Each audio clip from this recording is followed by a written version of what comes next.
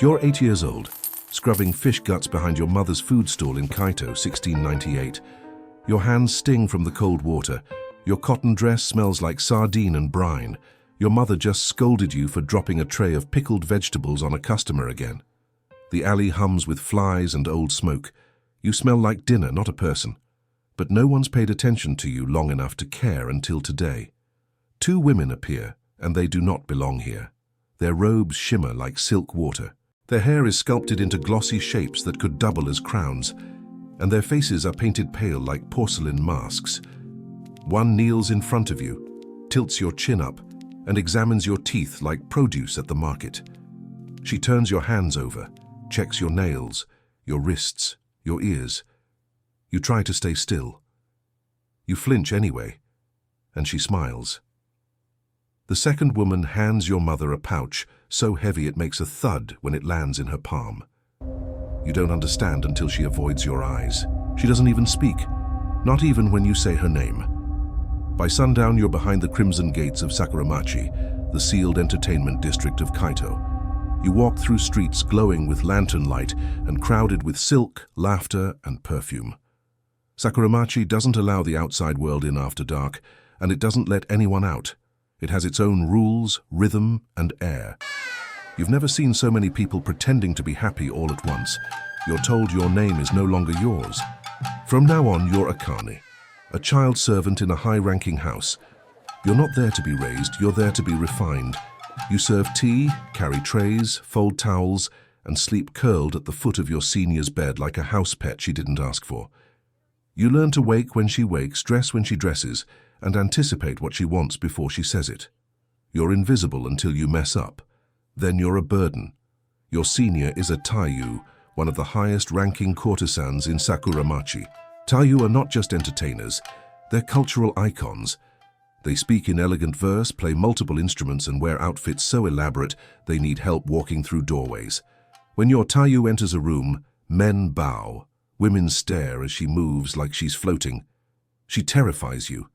You watch everything she does, how she lowers her eyes, how she picks up her fan, how she smiles without giving anything away. You memorize her habits. You dream of becoming her, and fear it just as much. By 13, you've been promoted to Shinzo, an apprentice courtesan.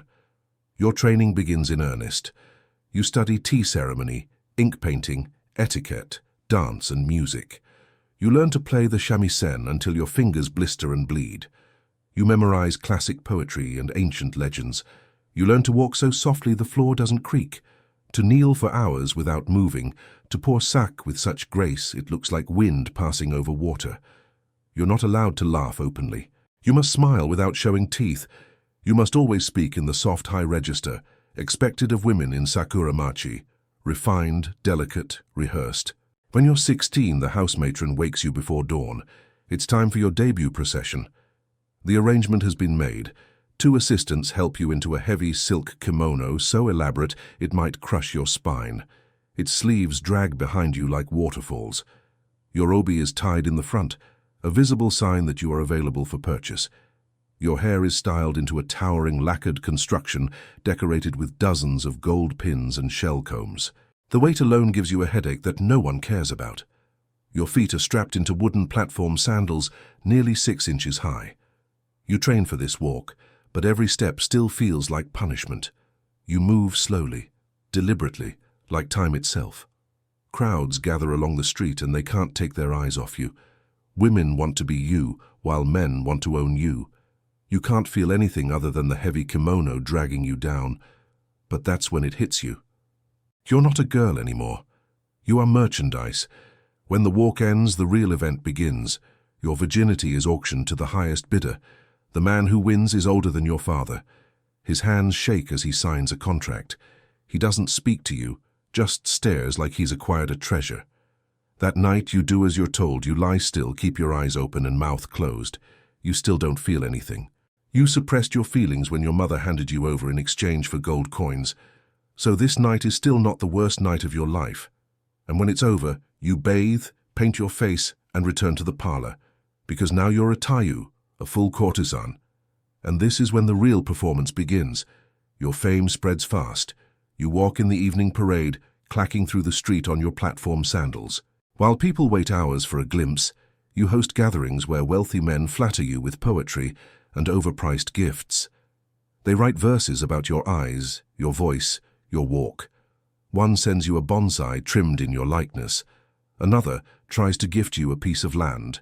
A third sends his severed pinky finger. You keep the tree, you burn the letter. In the gatherings you sit half-concealed behind a gold leaf screen. You drink sake only when required. You laugh only when it's useful. You listen to men talk about politics, trade, their families, and pretend like every word is a revelation. You flatter their poetry, their swordsmanship, their cologne.